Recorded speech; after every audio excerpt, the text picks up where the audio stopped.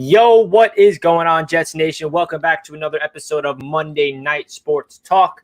I am Richie, joined by my brothers Ali and Jack. How we doing tonight, fellas? We're chilling, hanging in there. Good.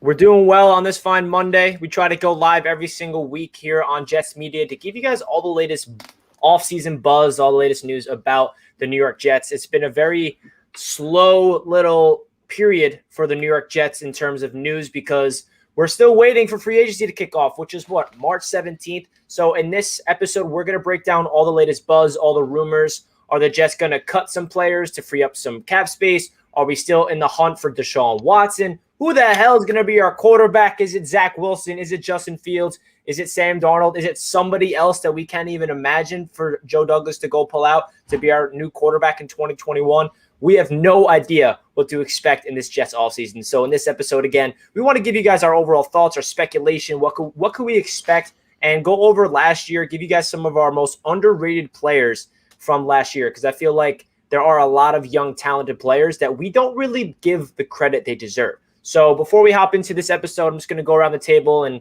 give you guys a little preview of what to come. So, Jack, what you got for us today, and how you doing today, man? How's your music going? The music's going good. I've been writing a lot of music lately, actually. Playing a lot. Just trying to do the most I can on that front. And on the Jets front, it's we're kind of in that really crappy part of the year where there's really not much going on until the draft. It's a lot of speculation and just rumors that we're talking about all the time. But always love the chance to hop on here and interact with you guys in the chat and talk to my boys, and, love it. Happy to be here.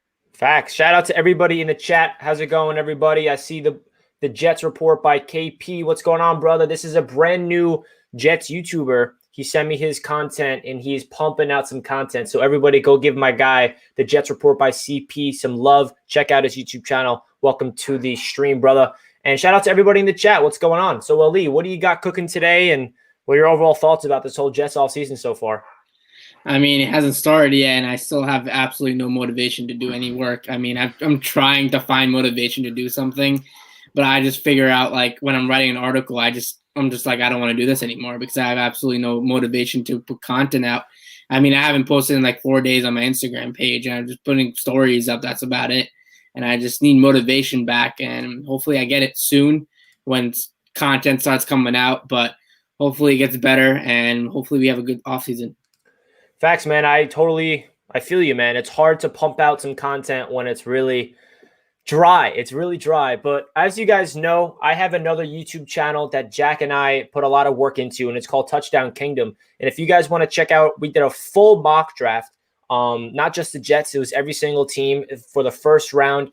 And we went out there and put a lot of research and editing into it. So if you guys want to go down below in the description, click on the link to Touchdown Kingdom and see who we have the Jets picking. We're coming out with our mock draft 2.0 this week. We're going to do a lot of speculation on what the Jets could do and a lot of other teams. So if you guys want to check out Touchdown Kingdom, make sure you do so. So to start off tonight's episode, what should we talk about? Shout out to everybody in the chat again. Jets Wire Official, what's going on? Julio, what's going on? Prestige, what is good? Everybody in the chat. Shout out to everybody to tuning in. So I just made a video on this topic. Literally, I uploaded it an hour ago. And it's, should the Jets cut Jamison Crowder and save $10 million? Rich Chimidi from ESPN wrote an article about this. And Joe Douglas in the front office, they have a lot of decisions to make, whether that's who do we keep, who do we retain, which positions need to be completely revamped, which don't. So I think that this is going to be a very tough decision because I feel like there's some pros and cons to both, whether it's keeping Jamison or letting him walk. So obviously, if we decide to cut Jamison Crowder, that's going to free up $10 million in cap space, which is a lot of money.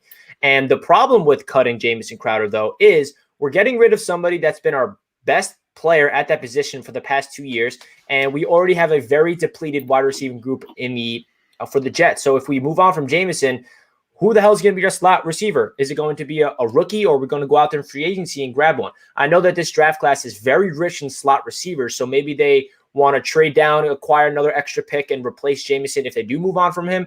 But my perspective is really, it wouldn't make sense to me to move on from Jamison right now because whoever our quarterback's going to be, whether it's a rookie, whether that's Deshaun, who knows, or whether it's Sam, he's such a reliable quarterback-friendly slot receiver where it would be tough for me to move on from him. But then it's at the same time, you see $10 million and you're like, it makes sense. So, Jack, what do you think the Jets should do when it comes to keeping or moving on from Jamison Crowder? Because it's a big topic of discussion, and we will find out what they will do in the next couple of weeks. Yeah, I mean, I think it's a very interesting topic. I mean, we all know that Jamison Crowder is very solid. I really think he's one of the more slept-on slot receivers in the league. He's a very good slot receiver. So I would say keep him around. I know $10 million scares people, but I would definitely say keep him around just to fill that slot position because that, the slot receiver, the tight end, those are like, the best friends for a quarterback. So we don't know who the quarterback's going to be, but I would definitely say keep Jamison Crowder around just because he's one of the really only solid offensive players that we have, honestly, if you really think about it. Yeah, I agree. And we got Let's Talk Sports saying, hi, guys, just my opinion. If you have Sam or a new quarterback, Jamison value is far greater than what we pay him for even his $10 million. I agree. And also, guys, if you guys want to check out Let's Talk Sports channel, he actually just interviewed Jack, and he did a whole podcast over on his channel, and he interviewed Jack about the Jets and the Knicks. So go check out Let's Talk Sports because he did a great interview with our guy Jack. So make sure you check it out. So, Ali, what's your whole take on the Jamison Crowder situation? I mean, when the Jets signed Jamison Crowder, and there was a lot of speculation, people were like, oh, he's the injury-prone guy from Washington, and he's not going to be the same ever. He's not going to be the guy that could be a reliable target for the Jets.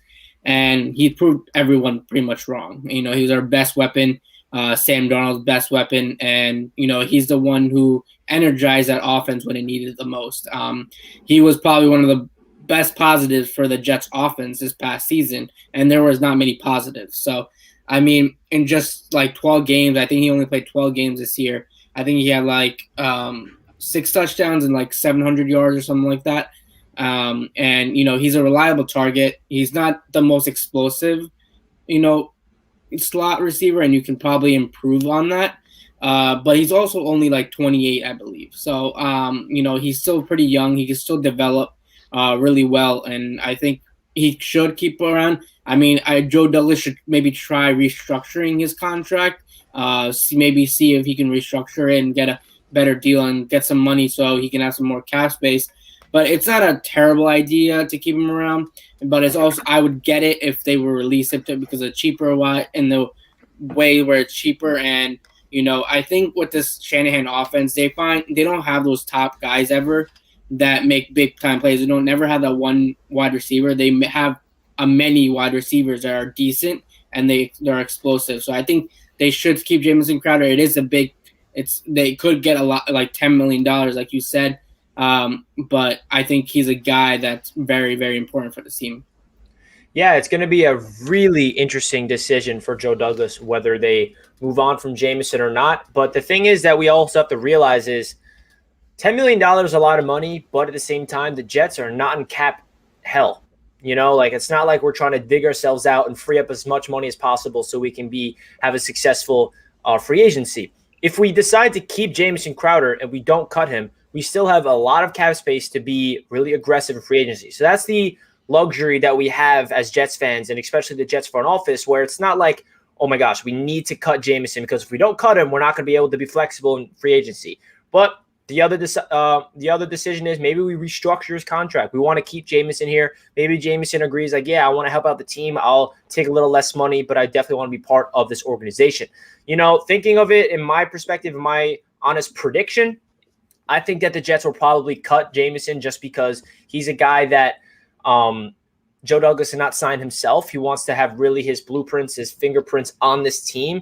And I feel like they want to go younger and faster. And I think that this draft is so deep at that slot receiver position where we can grab one in the 6th round. That could be a stud. You never know. So especially with a $10 million mark, I feel like Joe Douglas wants to have as much flexibility in order to build this team properly through the roots of the organization with young talent. So we will see. It's going to be a very interesting discussion for the next couple of weeks. One name that I think that the Jets will 100% cut is Henry Anderson. He's going to be $8.4 or $6 million we will save if we cut him. I think that's a no-brainer. So let's see.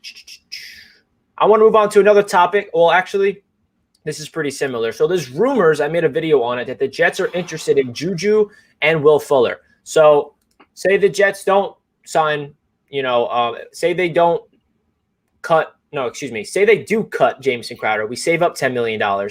Then that means they're going to put their money into a receiver. And these two names are rumors, guys. So don't take it with a grain of salt. Nothing is 100% guaranteed that the Jets are going all in on these two receivers. There's a lot of other receivers out there that they will be interested in. But Juju and Will Fuller are two names that not a lot of Jets fans are fans of. And I don't know if I'm comfortable with either of them, but I want to hear your guys' thoughts of it. So, Jack, would you be open to targeting a guy like Juju or Will Fuller? My instincts say no, but then you got to think, like, we had Chris Hogan out there last year, who's like 33 years old or 32. Now he's pursuing lacrosse. I was going to say he's playing lacrosse now. It would be so ignorant of us to as Jet fans to just instantly write guys like that off, because they're good players. Obviously, I think in the stages that they're at in their career, I would rather have Juju over Will Fuller. But, people say people can make the argument that Juju is not going to fit the culture that we're trying to build here in New York. I guess that's a valid argument. I don't know, though. But I would say that definitely, based on what we've seen last year at the wide receiver position, either of those guys would instantly improve the team. So I really wouldn't be that opposed to it if the money was right.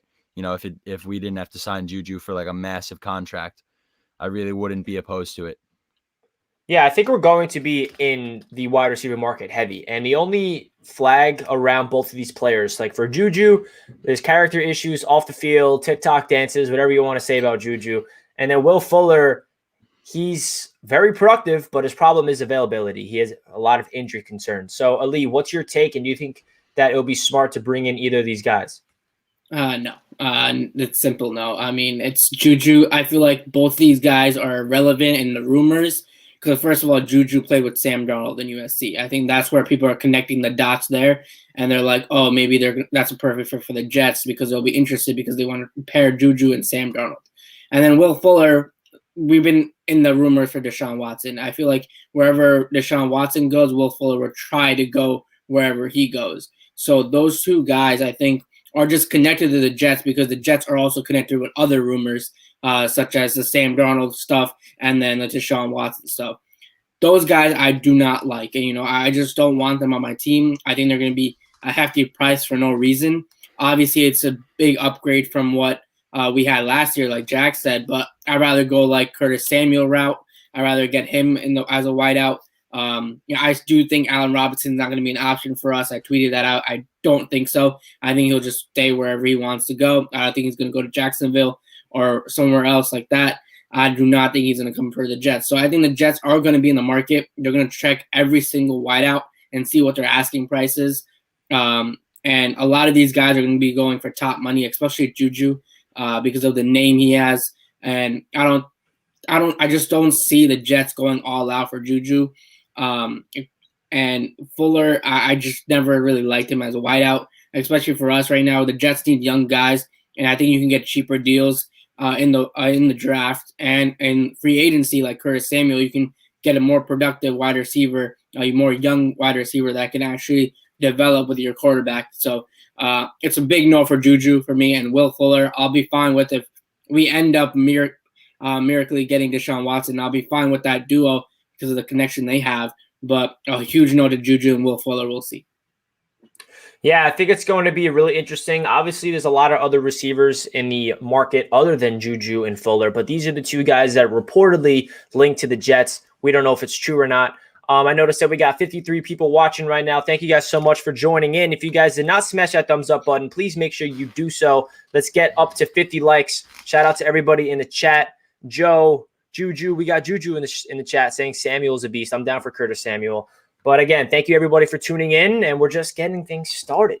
So, who are other receivers? So let's talk about the wide receiving position as a whole, right? How are we going to go about it? Is it going to be via free agency? Is it going to be via draft? Is it going to be both? I think it's going to be both because this receiving group last year was so bad due to injuries. Going into the year, we had high hopes. We're like, all right, we got our rookie stud, Denzel Mims. Hopefully he can be a stud. And then Rashad Perriman, he had a phenomenal 4-game stretch at the end of the year for the Buccaneers. And then he comes to the Jets, never available. When he is available, doesn't really do a lot. Jamison Crowder, our only consistent productive receiver. We know the story about the receivers last year, and it was a really bad story. And I feel like that set up Joe Douglas to understand, all right, we need to really prioritize playmakers because whatever quarterback we have, whether that's Sam Darnold or whether that's Zach Wilson, Justin Fields, yada, yada, yada, they need playmakers around him. So, Jack, what do you think is the smartest way to address the wide receiving group? Is it drafting 2 or 3 receivers? Is it going all in on an Allen Robinson? Or is it going all in free agency and signing 2 guys for cheaper? Like, what do you think the best options are on the table for the Jets addressing the wide receiving position?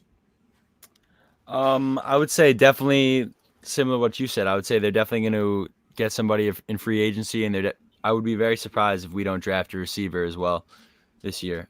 Maybe not crazy early in the draft, but you can definitely find good talent at that position in the later rounds. So, yeah, I mean, I think definitely they're going to go out there and they're going to pick somebody up.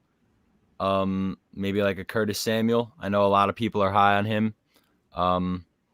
I see everybody in the chat talking Curtis Samuel. I'd be down for that for sure.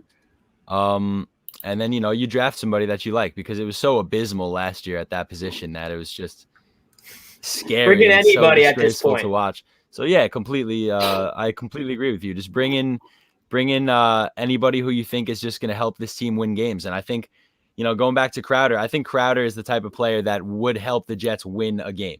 You know what I'm saying? Like he can make a big play. So I'm looking for Crowder. I'm looking for a free agent. I'm looking for more productivity out of Mims. And then I'm looking at somebody in the draft. And then I think we got, 4 wide receivers right there, hopefully. Yeah, I think it's going to be such an interesting situation with this receiving group because early on in the stream, we talked about, are we moving on from Jamison or are we keeping Jamison? So that really tells you, okay, say hypothetically we cut Jamison Crowder, $10 million freed up. So under contract, we have who? Denzel Mims as our only receiver right now, other than people below him that we're not going to talk about because Rashad Perriman is a pending free agent. So that means we have Denzel Mims, and then we need to fill in somebody on the outside. And we also need to fill in somebody in the slot. We also need to fill in somebody as our 4th receiver, as our backup. So I think the smart thing to do in that scenario is going out there, signing somebody like Curtis Samuel to pair him up with Denzel Mims on the outside. And then you draft a slot receiver as our rookie. And then you draft another receiver to be our 4th guy on the outside. So I think that's a very good, young, athletic, positive wide receiver scenario. Ali, what do you think the Jets' approach is going to be to the wide receiving position?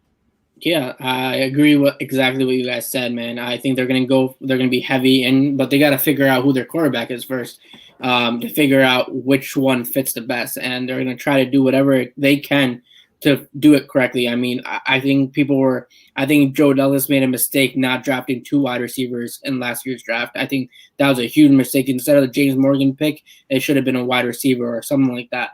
And I don't think he's going to make that mistake again, especially with how good this draft class was for wide receivers, this past one. And I think the Jets have a good chance, with the free agency market of the wide receiver is absolutely nuts. compared to last season. It's on a different tier this year.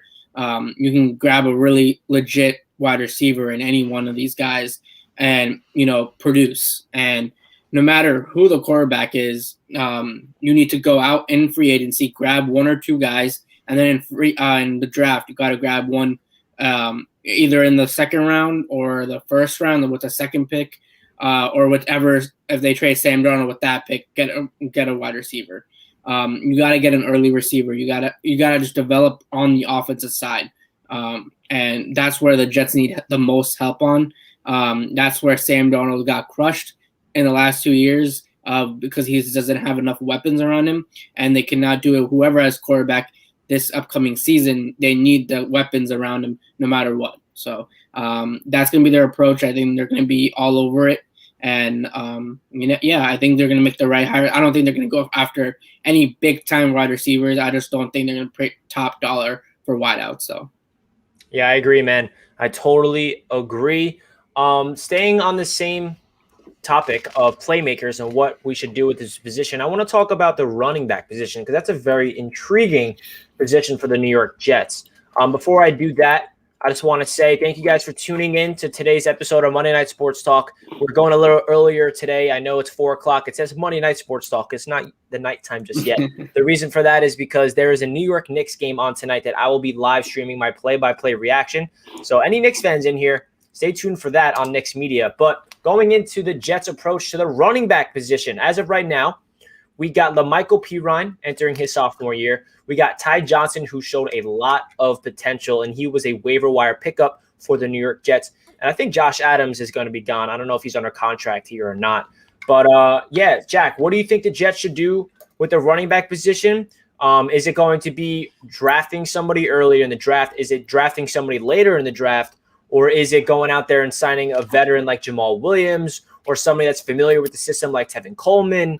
I think that they're going to draft and sign a running back to pair with our running back committee. Because as we know, this system in place, the LaFleur system, the Shanahan system, it's a running back by committee type of offense. It's not like a one running back, 25 carries a game. So that kind of makes you realize maybe it's not smart to draft a running back early in the draft. And I feel like the only way the Jets would draft a running back early in the draft is if we are potentially going for the Super Bowl. I feel like the only teams that are going to be drafting running backs in the first or second rounds are built to win now teams. And we're not that type of squad. You can find really good value in the running back position in the later rounds, third or fourth. So I feel like there's a lot of flexibility. I love Pirine. I love Johnson, but I feel like we need to give them a veteran and a rookie. What do you say to that, Jack? No, I mean, I totally agree. I think we've discussed this a bunch of times on the stream before, but like you said, running back by committee, like a decent rotation of 2 or 3 guys that can come in there and be effective. So I think the best way that you go out and do that right now for the Jets is, you get a free agent in there, but not somebody that's going to break the bank. Like you mentioned, like a Jamal Williams or something like that. I'd be fine with that. And then I like what I see from Pirine and Ty Johnson enough to keep them around. I really do. I wish we got to see more from Pirine. We got to see Ty Johnson break out a little bit towards the end of the season. He looks like he has some potential to be like a nice little second back to rotate in there. A part of me thinks it would be cool to like take like ATN from Clemson with the 23rd pick or something like that. But you're right. Like we don't really need that. We're not like a championship team that's going to go out there and draft a running back early. And we don't know what's going to happen with these draft picks anyway. Knowing Joe Douglas and what he's going to do for this draft. So I totally agree with you. I think the running back position could be handled definitely without using an early pick or without breaking the bank and still be effective like it has been in San Francisco. Yeah, man, the running game is such an important aspect of the offense that's being implemented here on the New York Jets. And the great thing about it is it's a system where running backs thrive. Like you don't have to be the greatest running back in the world to thrive in this. I mean, we saw last year with the 49ers, it seemed like whoever is their starting running back gets all the carries and all the yards and the touchdowns. Anybody that plays fantasy football whoever's the starter for the 49ers, they're the hot commodity on the waiver wire pickup, and everyone's starting him at the flex because that's how good the system is. Are we the 49ers? No, absolutely not. But we're trying to implement the same style offense over here. So, Ali, what do you think the Jets should do with the running back position, and how should they address it, whether that's via free agency or the draft? Yeah, this is another position that they will address it in free agency and the draft. But for the draft perspective, I think it should be in the later rounds. I think it would be a mistake if the Jets get a first-round running back or a second-round running back. I think that's way too early for a running back for this team caliber, especially with this offense. They pretty much develop pretty much any running back and make it work. Somehow they just make it work. So I don't think that's like the number one priority for this team. It's either wideouts or offensive line, edge rusher, all those guys, cornerback are more important in the first and second round, and that should not be a priority for the first and second round picks. It should be more of a later round. But in free agency, I really like Marlon Mack. I love him. I want to bring him in real bad because obviously Indy already has Jonathan Taylor as their running back. He's legit running back. And Marlon Mack got down on the depth chart because of his Achilles injury that he had week 1. And you know he's only 25, I believe. And before that season, he had I think he had 1,000-yard season. And as a guy that's young and knows how to produce, I think he would be one guy that I would want to bring in. He's a good young guy, and he knows how to play well. You know, he had the Achilles injury. Obviously, that's probably one of the worst injuries you can get in the NFL, but still he recovered well. And I think if he's 100%, you can maybe sneak out a cheaper deal than all these other top running backs in free agency and, you know, give it a test run because he is young. He can still produce. And the last time the Jets had a 1,000-yard running back was Chris Ivory. So, I mean, the Jets need a guy that knows how to get to 1,000 yards and is consistent. And I think if you bring Marlon Mack, a proven running back, in, I think this offense LaFleur will have a blast using him in this offense. So I think if they sign him to a 2-year deal, I think that would be absolutely amazing to get him. And then you pair it up with a rookie running back, and you have LaMichael Piron also waiting for it. So I think the Jets could have a really good running back room if they bring in Marlon Mack and a rookie in. Yeah, man, I agree. It's very interesting. It's going to be awesome to see what they do. We got someone from Bills Mafia supporting Jets Media. Thank you so much for tuning in. Always appreciate the division rivals tuning in to Jets Media because it means the world to me because obviously you guys don't like the Jets, but you come here to support Ali, Jack, and myself. Thank you so much, brother. Yeah, man, I think this running back committee group is going to be fun. I think that the Jets have a lot of potential with Mekhi Becton being our left tackle, excuse me. Because we're just going to run behind him all the time, Highway 77, whatever you want to call it. And it's going to be exciting. It's going to be exciting. So I want to talk about what are our overall expectations for free agency. And what I mean by that is, are we spending big money on, you know, a Joe Thuney? Are we spending big money on Allen Robinson? Are we spending big money on a Shaq Barrett if he gets by into free agency, which I do not expect to happen? Are we spending big money? Because last year we did not. We were smart with our cap. Joe Douglas understood, all right, this is my first offseason as a Jets GM. This team is not winning a Super Bowl next year. There's no reason for me to break the bank because that's only going to not set us up for potential, you know, prosperity in the future. Are we in the similar situation this year where, all right, we're not going to put a lot of money into certain positions because we're not winning a Super Bowl next year? Or do you think that the Jets are going to be aggressive in certain positions and break the bank? What do you think, Jack? I personally think that the Jets, or at least I would want them to only break the bank on the line on both sides of the ball this year. We need a premier edge rusher, and we need help on the offensive line. So, like, Thuney, yes, for sure. An edge rusher, don't know if it's going to be Shaq Barrett. Shaq Barrett would be incredible, but a premier edge rusher who's going to get to the quarterback and sack the quarterback consistently and consistently get pressures, which is something that this team desperately needs. We have solid guys on the interior defensive line. We all know that. We got Quinnen, we got John Franklin Myers, we got Fatou Kassi, we got dogs in there.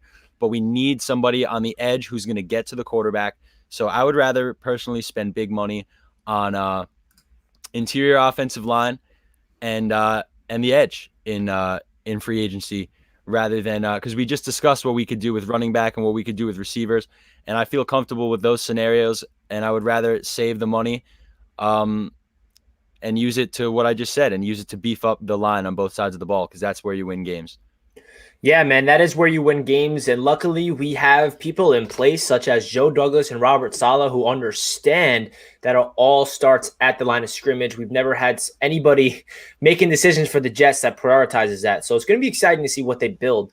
I agree. I think if we break the bank, it needs to be at the line of scrimmage, whether that's the offensive line or defensive line. Ali, what's your take on your expectations for free agency? Yeah, I mean, I think last year of how Joe Douglas handled the offseason, I think it's overlooked by a lot of people. I don't think he's that conservative with his money. I think there was not one player I think he wanted to in that free agency class that he wanted to pay top dollar for. And it makes sense. There was not many top guys last season.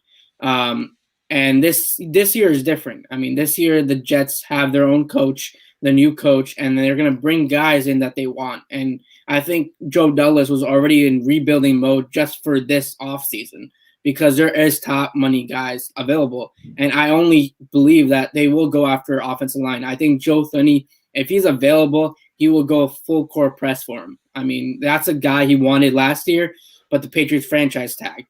And I think that's one guy he wants badly to beef up this offensive line because he did say that he wants to build a wall, help Sam Darnold. Now we don't know who the quarterback is, but he still probably wants to build that wall for whatever quarterback is back there. So, I mean, you got to just trust Joe Douglas with this. I think people underestimating him about how much he's going to use his money. I think he actually will be using some of his – he's not going to go overboard like Mike McCannon did, but he will spend money when he wants to because there is a lot of guys that can make this team better right away for multiple years, not just 1 year, one season hit and wonder. They're going to bring guys in that can make an impact year 1, year 2, year 3. So, I mean, I think people are just underestimating saying, oh, he's going to be very lenient on what he does and very restricted. I don't think that's going to be the case this year. I think we're going to see how he goes through this, but I think the Jets have a lot of cap space or second in cap space. They're going to make more cap space with a couple cuts, and they're going to have money, and they have time to spend. I mean, there's a culture here. Salah's going to want his players in. So I think this is the time the Jets have to spend a little bit more to make a competitive team for the next couple of years. Yeah, man, if they do break the bank, I hope it is on Joe Thuney because visualizing Mekhi Becton and Joe Thuney on their left side of the offensive line, that is scary. And then I think Connor McGovern can have a rebound year next year because he has he's a seasoned veteran. I don't think he's an elite offensive lineman, but he'll get the job done. And then we either draft a right guard or we sign a right guard, or we can even draft a center or go after a top tier center and move Connor McGovern to right guard. There's a lot of flexibility to do on this offensive line. And I do expect Joe Douglas to break the bank for the line of scrimmage. I think that it would not be smart to break the bank for a wide receiver or a running back. We are not in that position right now. And I think we all agree right there. So hopefully that we actually do land a big ticket free agent because I feel like pairing up Mekhi with Joe Thuney is only going to help our young left tackle. And it's also going to help whatever quarterback and whatever running back we have behind center. It's going to be exciting. It's going to be exciting. If you guys are new to the stream and you guys did not smash that like button, please make sure you do so. We have 42 likes. Let's see if we can get this up to 50 likes. Hit our goal for the stream. Thank you guys so much for tuning in to Monday Night Sports Talk. It means the world to us. So let's get into another topic of discussion, which is going to be the most underrated player on the Jets from 2020. I want to discuss an underrated player on both sides of the ball. So this is basically what that means is somebody that is not appreciated enough from the fan base, somebody that had a very low-key, solid season. Obviously, there's not a lot of solid seasons because we did go 2-14, and last year was the biggest nightmare as a Jets fan in history. But we're going to try to, milk as much positivity from that year. So if you could just think of anybody off the top of your head who's the most underrated player that deserves way more credit on offense and defense, who do you got, Jack? I don't know, man. You're kind of throwing me on the spot right now. Most underrated player, maybe Franklin Myers. I That's don't a good know. one. I think that's a solid pick because we all know that Quinnen had the breakout year we were hoping, but Franklin Myers was right there with him, man. And I didn't know his name before the season started. So I'll give it to Franklin Myers. And then what about on the offensive side of the ball? Or we can go back to you. Jeez, Rich. No, All I'm right, kidding. Ali. No. I got this. This is all part of it. This is live, baby. I gotta think on the spot. There's not a lot of optimistic things from the offensive side of the ball, so it's hard to really think of it. Ali, who you got? I was gonna say George Fant. I mean, he was productive. I mean, on that offensive line. I mean, obviously the obvious answers are like Denzel Mims, who were underused, and all those guys like Michael Pirine who were underused. Tough question, man. But I think George Fant was low key like decent this year, and like compared to all the other offensive linemen, he had a pretty productive year. Ty Johnson had a productive year. If he got the ball more, obviously he would have been more productive and people would know him more. But on defense, I don't know. And I think everyone hypes up Bryce Hall. I think everyone hypes up all these other guys. I just don't know. I don't think we had such a bad season that it's hard to like figure out you can pick out who the positives were. Like, I got a very underrated player on the defense for the Jets who I don't know if he'll be back here next year because he is a free agent. His name is Neville Hewitt. He was our starting Mike linebacker all last year due to the injury, and he led the team in tackles. I feel like this man is so undervalued by the Jets fan base where we don't really realize how important he's been for the Jets because the last 2 years we've been so injured on that middle linebacker position, and Hewitt's always been the guy to step in as our starting Mike linebacker. And when you're the starting linebacker, you're the one that's calling out the plays, reading the offense, getting everybody organized. That's one of the most important positions on the defensive end. This man is so underrated. I feel like is he the greatest middle linebacker in the world? Like, no, I'm not overhyping him to say that he's our future answer, but he led the team in tackles, I think, 2 years in a row. Could be wrong, but he definitely led the team this year. He's all over the place, and he had over 100 total tackles. So that man deserves a lot of credit. On the offensive end, that's really hard to reach. George Fant is definitely a very underrated player because at the right tackle spot, when he was on the field, we were just overly joyous about our stud left tackle, Mekhi Becton, that we didn't even appreciate George Fant. And our quarterback, whoever it was, whether it's Joe Flacco or Sam Darnold, it did seem like they were under pressure more times than not. So we didn't really realize that the problem of the offensive line was the interior offensive line. Our bookend tackles got the job done. And that is a really good, thing for the Jets next year because it seems like George Fant will be our starting right tackle next year, bearing any, craziness that we draft Sewell, which I don't expect us doing.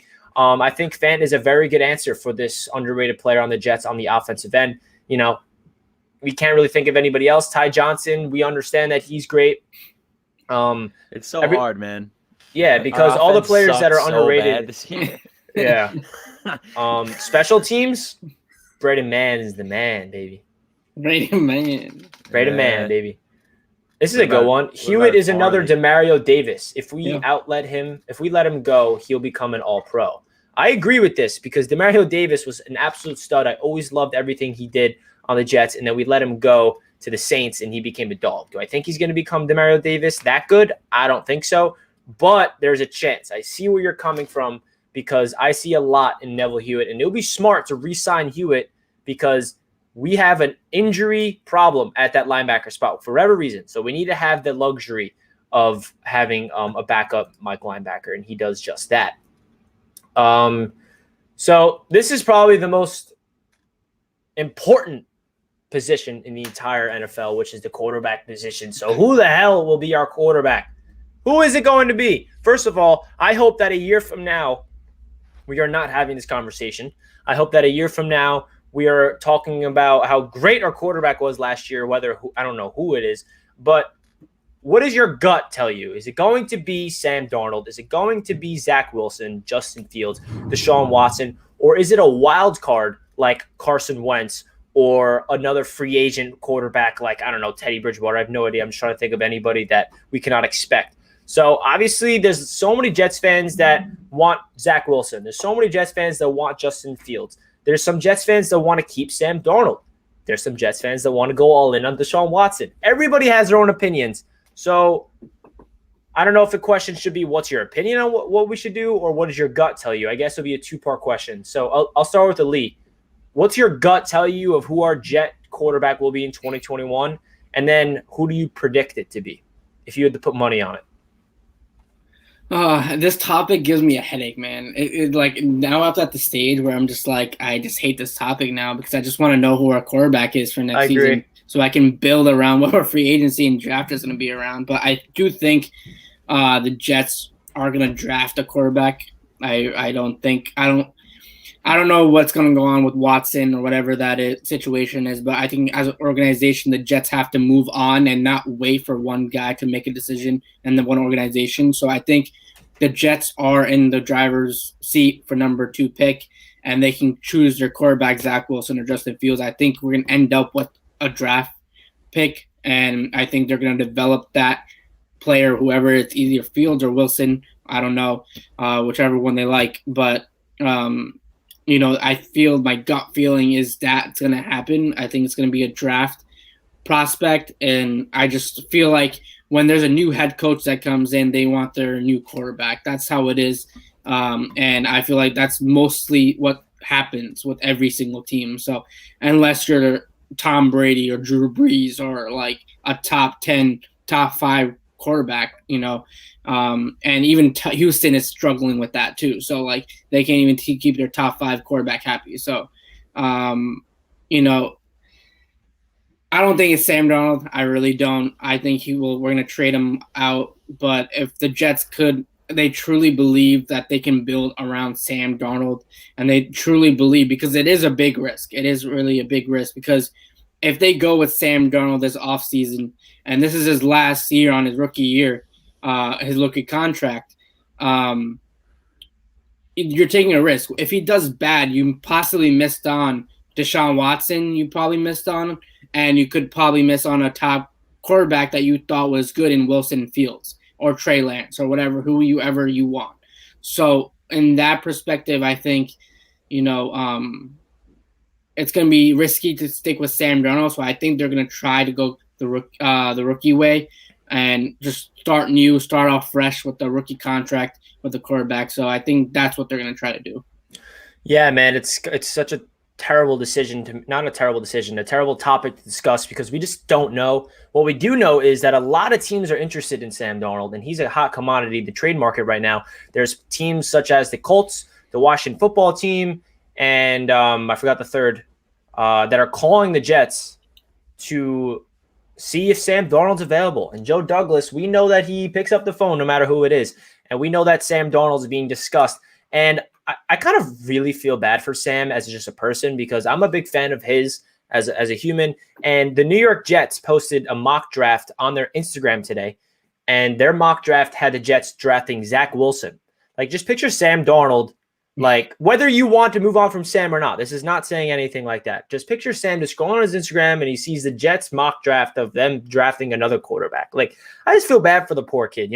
Obviously he did not play well in his third year, and he has every right to understand, like, yeah, maybe I don't deserve to be the quarterback, because he definitely regressed beyond comprehension. But definitely want to bring that up, because I can't imagine what's going through Sam's mind. But Jack, what do you think the Jets will do at the quarterback position, whether that's keep Sam, build around him, or is that trading Sam, drafting a quarterback, or is that going all in on Watson, or is it a wild card that we can't even comprehend who it will be? I think the Watson hype is kind of dying down in the last couple days, and I'm so burnt out on talking about it, so I'll just leave that out. But talking about Sam, first of all, shout out to my dude Let's Talk Sports. I had an interview, and we chatted about the Jets and the Knicks yesterday on his channel. I tweeted out the link to that, so head to my Twitter, Jack_NYJets, and please check that out and sub him up. I would appreciate that. But yeah, he totally gave me the Sam argument yesterday that I really couldn't argue with. It's resetting the rookie contract versus, potentially having to pay $25 million for a quarterback whose decision making has regressed arguably since his rookie year. If we can get a first round pick for Sam, I'd say you do it immediately. and just solidify that, because that would, 3 first-round picks would be huge. Like I said, I love, like you guys know, I love Sam. I really wish this wasn't the case. Rich, you made a great point. I didn't even think about that when I saw the Jets tweet out the mock draft today, because he had to have seen that. That sucks. That stuff's terrible. I understand that it's a big responsibility that he had, but I really had high hopes for Sam, so it's upsetting that it had to go down like this. But you know what? Whatever Saleh and LaFleur and Joe Douglas want to do for the future of this team, I'll definitely get behind and I'll support at the quarterback position. I really just want to know who it is already, because that's the question I keep asking myself day in and day out. I go to sleep at night, and I wonder who the quarterback's going to be. So you know what? It is what it is right now, man. There's so much speculation out there, but I'll just get behind whatever Saleh and Joe Douglas want to do. Facts. We got someone from Dolphins Fan Nation over here. What's good, brother? Welcome into Jets Media. Appreciate you tuning into a Jets Media live stream. Always love the AFC East roundtable people joining in. What are we going to do with the second pick? We don't know. We're discussing it right now. It's either we draft a quarterback or if we're not drafting a quarterback, then we're going to trade it back to build around Sam, or we're going to trade it for Deshaun Watson. There's just so many options, man, where we don't know what's going to happen, but we want to know. I'm so over the speculation. I don't know who is it going to be. Do I get lost in film of Zach Wilson, or do I get lost in film of Justin Fields? I don't want to fall in love with one of them and we don't take the other one. You know what I mean? It's just such a terrible situation just as a fan base, because we don't know what's going to happen. I remember 3 years ago going into the draft where we took Sam Darnold. That was where, okay, we're drafting a quarterback. We had the 6th pick. We traded up to the 3rd. We're drafting a QB. I watched film on Baker, Sam Darnold. Actually, not a lot of Sam, because I expect him to go first. Baker, Josh Rosen, Josh Allen, Lamar Jackson. I got so lost in those prospects, and I was so educated on all of them. And this year, it's like totally different, because I don't know who is it going to be. Like, just like 3 years ago, I didn't know who it was going to be, and it ended up being Sam Darnold, who I didn't expect, because I thought he was going first. But it's just such a crazy situation, because there's so many different ways. It's not guaranteed we're drafting a quarterback, because we can go get one in free agency or trade or keeping Sam. So it's going to be a constant discussion for the next month or two, leading into free agency, leading into the draft. But we will see, man. So we're to finish off the Monday Night Sports Talk. We're going to open up to a Jets Q&A. So anybody in the chat want to ask us any questions, please feel free to do so, because we will be answering any question. We got a Patriots fan saying that even the terrible Jets are better than the Patriots. What's Belichick doing? That's really refreshing, because Master at work over on the AFC East roundtable, he's like, his perspective of the Patriots is very negative.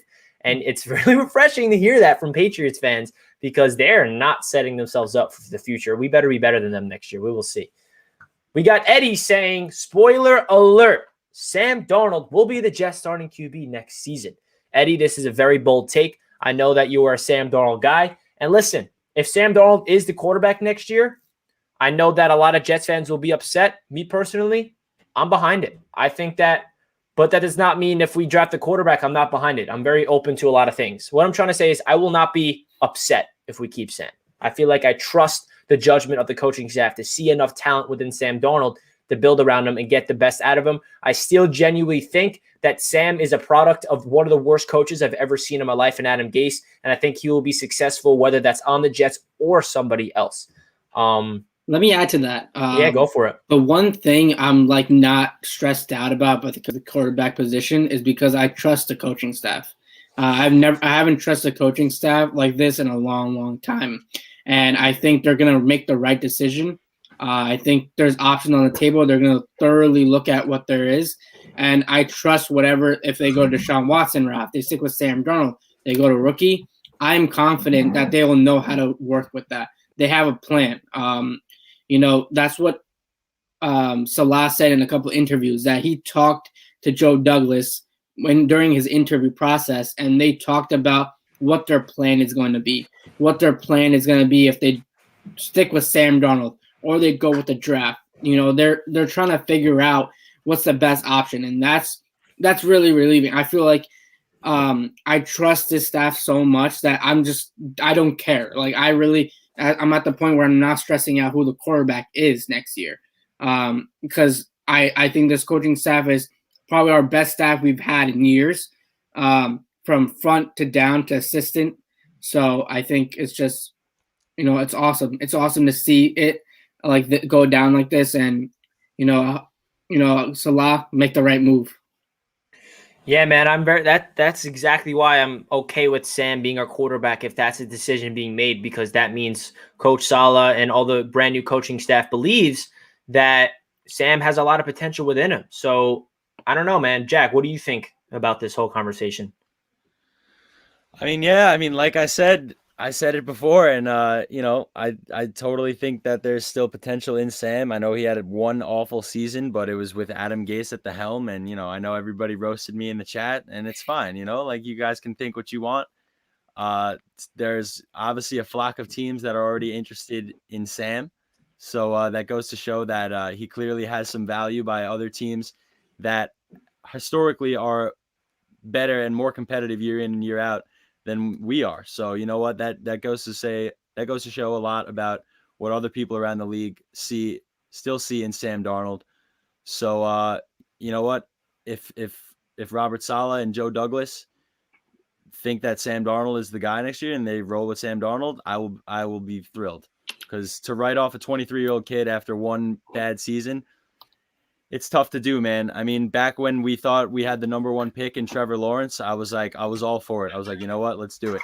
But ever since that second pick became locked in place, I've just, and now you see a lot of people starting to come back out of the woodwork now, because there's this play that's circulated on Twitter now, that crazy play where he almost got sacked 3 times and then found Berrios in the corner of the end zone, and you're seeing a lot of people coming out saying, can't give up on Sam just yet. You're even seeing Colts fans and like other fan bases going to that exact play and saying like, "Yo, like, give me this guy." Like, there's other fan bases saying like, it would just "Go get me Sam." Like, they think that their organization's good enough to revitalize his career, and we know what Sam Darnold's problem was, and it's a big problem, which is reading the field, reading defenses, making the right decisions, and those are traits in a quarterback you need to have in order to be successful. So moving on to the next question from the same Dolphins fan. What's good, brother? Are Jets fans good with selecting the BYU kid? What do you think? That guy's name is Zach Wilson. He is probably the most popular name for the Jets fan base. I think that majority of the Jets fan base want Zach Wilson to be our next quarterback. I'm just generalizing on Jets Twitter. I have a lot of, I'm part of Jets Twitter, obviously. So seems like everybody wants Zach Wilson. Not everybody, but majority. And whether that's via his personality, his enthusiastic, swagger to him, or whether that's a perfect scheme fit, whether that's the zip to the ball that he has when he throws on the move. It's a very beautiful throwing motion. I feel like Zach Wilson has so much potential in the NFL, and he has a very good, fit to the system in place where it will totally make sense for the Jets. And then there's these character concerns where, Rich Shimini reports that he wasn't a captain in college, and then you go see his jersey on the field and there's a C on his chest. So who knows what the hell is going to happen? But I will say this: Joe Douglas prioritizes character a lot. Every single draft selection last year was a captain. I'm not saying Zach Wilson wasn't a captain, but I think that Zach Wilson is going to be a very intriguing prospect for the Jets, and I think it's very likely that he will be the Jets quarterback next year. Genuinely do. We will see. And then we got Prestige saying, just accept it. Sam Darnold's not staying here. We need a fresh start and send him to succeed next year. I want the Justin Fields, Russell Wilson 2.0, not the worst in the NFL. Yeah, man. See, Jets fans are divided. Some Jets fans don't even want to consider the fact of keeping Sam, and they want to move on. And they have every right to think that, because Sam Darnold obviously looked terrible last year. Why not go get the hot commodity Justin Fields via draft? Makes a lot of sense for many reasons, whether that's financially, the future. Who knows, man? It's so hard. Let's see. Any other things in the chat that you guys want to discuss? I'm trying to read the chat real quick. Justin Wilson, 100%. Okay. Justin Wilson. Zach Fields. Zach Fields. Yeah, I don't know. Anybody else in the chat want to ask us some questions? I noticed that we got around 85 people right now. If you guys are new and you guys did not hit that thumbs up button, please make sure you do so. Get this over 50 likes. Would greatly appreciate it. And if you guys want to check out our first round mock draft, click the link down below in Touchdown Kingdom. We gave you guys our pick for the Dolphins, obviously, the Bills, the Jets, every single team in the first round. So make sure you go click the link down below in Touchdown Kingdom and give it a watch. For sure. Let's see. Thoughts on Corey Davis as a free agent wide receiver target? What do you think, Jack? I would say no. Honestly, it probably wouldn't be too expensive, but I'd rather get like a Curtis Samuel. I think he would fit better into the scheme than Corey Davis would. I don't know. I've never been super impressed with Corey Davis. I'm obviously not crazy in tune with the Tennessee Titans, but I'd rather go with a different option at wide receiver this year. Yeah, I mean, Corey Davis was a guy that got drafted like 6th overall or something, top 10 for sure, and definitely never lived up to the hype of the draft. I mean, if you're a wide receiver getting drafted in the top 10, you need to be borderline elite or else you're considered a bust, in my opinion. But Corey Davis is no scrub at all. He actually is very productive last year. He's on the field with an A.J. Brown, and it's a very fluid offense over there. To be honest, I would be open to getting Corey Davis if it's for the right price, because I feel like he does fill the need of an outside receiver at the depth spot. Yeah, I think it would be a good position, a good idea, but definitely not the top of my list of who I want to target in free agency. Let's see. We got somebody asking, what are your thoughts on Penei Sewell at number 2? Yeah, this is the reason. This is another big discussion for Jets fans.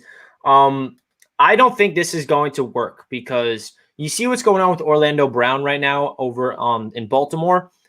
He is their right tackle, and then somebody got injured. Their left tackle got injured, and then Orlando Brown moved to the left side, and he was their left tackle for the rest of the year, and he thrived. Now Orlando Brown saying, "I'm a left tackle. Trade me if you're not going to play me there." So Orlando Brown wants out. Penei Sewell, he played left tackle. Mekhi Becton, left tackle. I just don't think that we can draft this guy. And the Mekhi Becton also retweeted Orlando Brown's tweet saying, "I'm a left tackle." So Mekhi Becton does not want to play on the right side. I guarantee Sewell does not want to play on the right side either. So this is why I don't think it would be smart for them to even consider Sewell, because we have our guy in Becton, so it wouldn't really make sense. I saw something. Oh, this is a good one. Where is it? I saw it was something about CJ Mosley. Here it is. What do you think about the CJ Mosley situation? I forgot he's on the Jets. Thanks for reminding me, man. What the hell? What do you think, Ali? Crazy.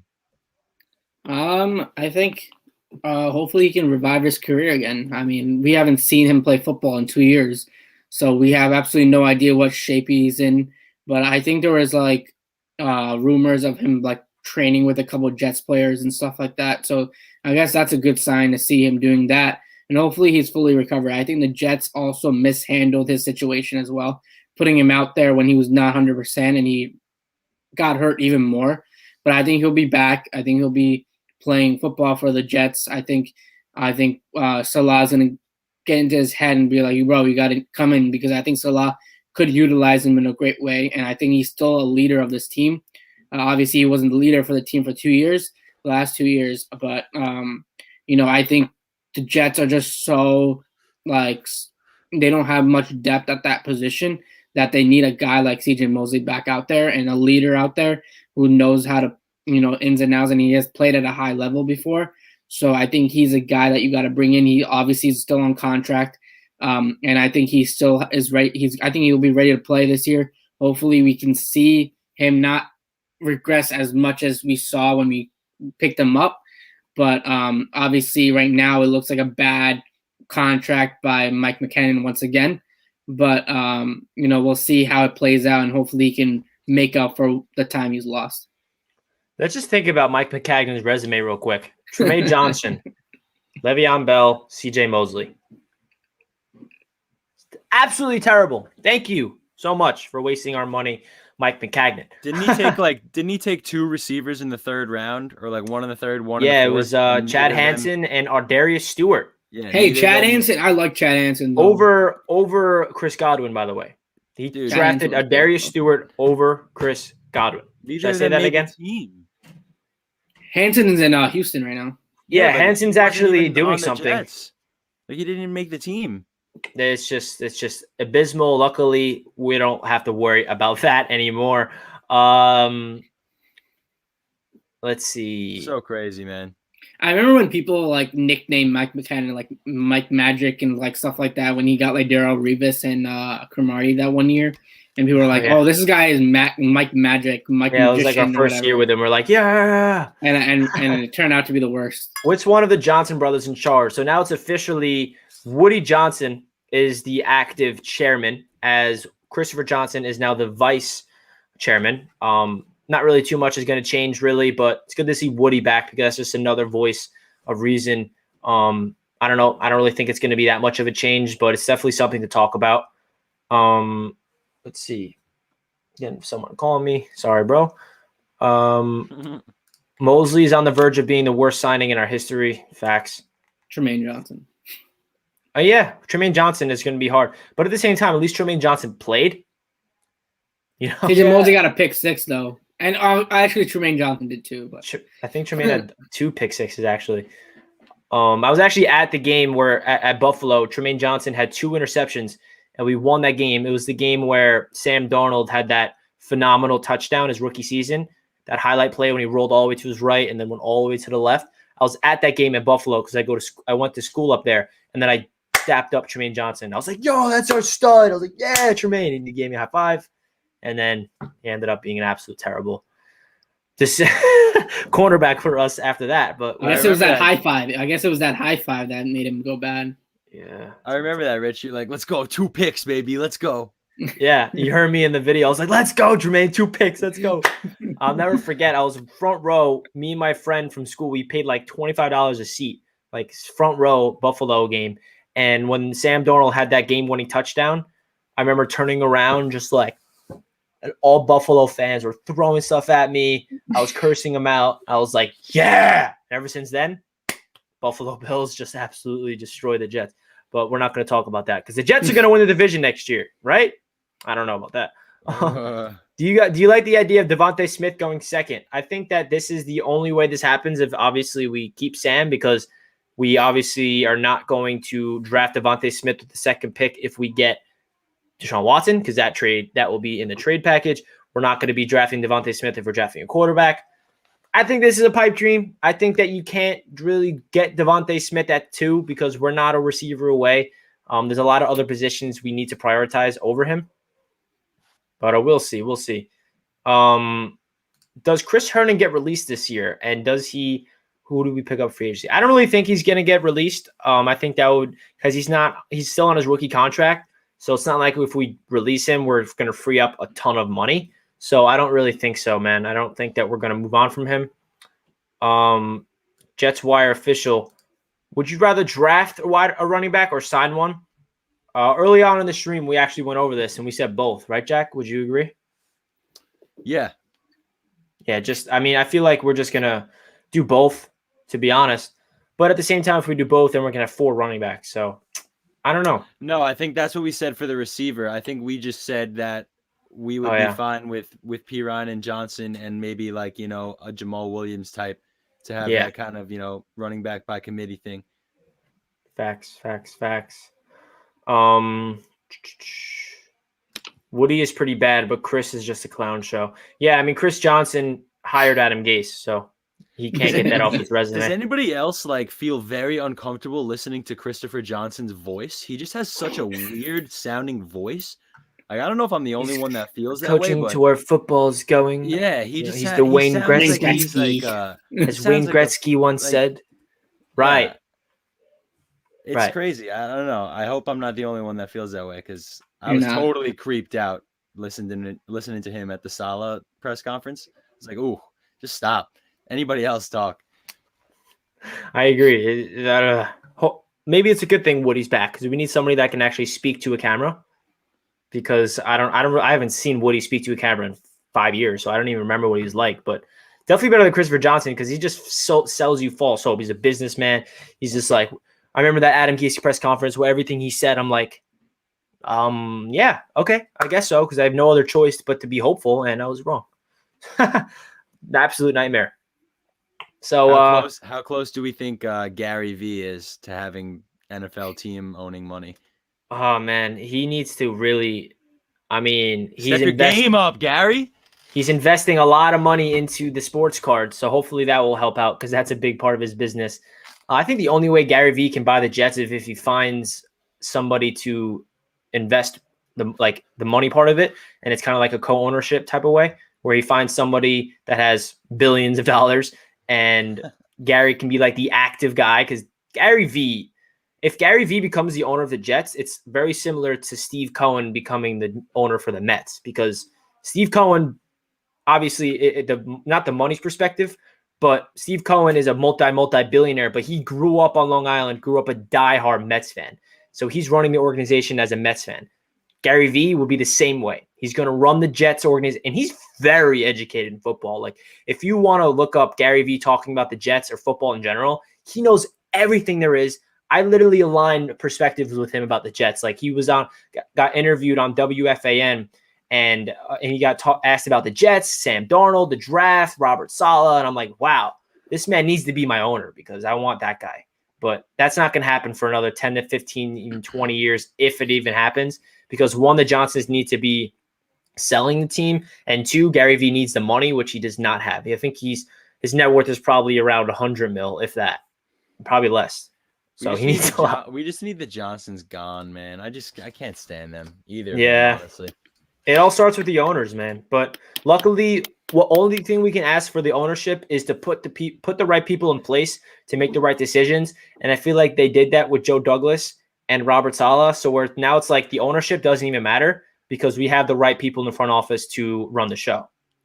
You know, I agree. I'm just laughing because I'm thinking about what was the thing that Woody tweeted out for like the first time in like years.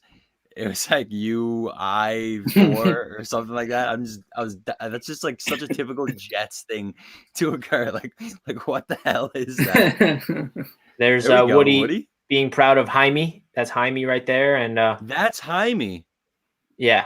There you go, guys. There he is. Our team president. The infamous Jaime. What up, Jaime? Soak it in. What up, Watson? What's up, Coach Saleh? What's up, Saleh? What up, Quinnen being hyped up about hiring Robert Saleh? Is that fire, guys? It's all what a good day that was. Lower right corner. That was a great day. I will never forget going live during that time when we hired Saleh. That was awesome. That was so much fun. No, it was actually, that was sick. And then when we fired Adam Gase, that's when we had the party on Jets Media. We had like everybody join in. We had Ryan, like everybody joining in. It was like, Adam Gase, leave, whatever, blah, blah, blah.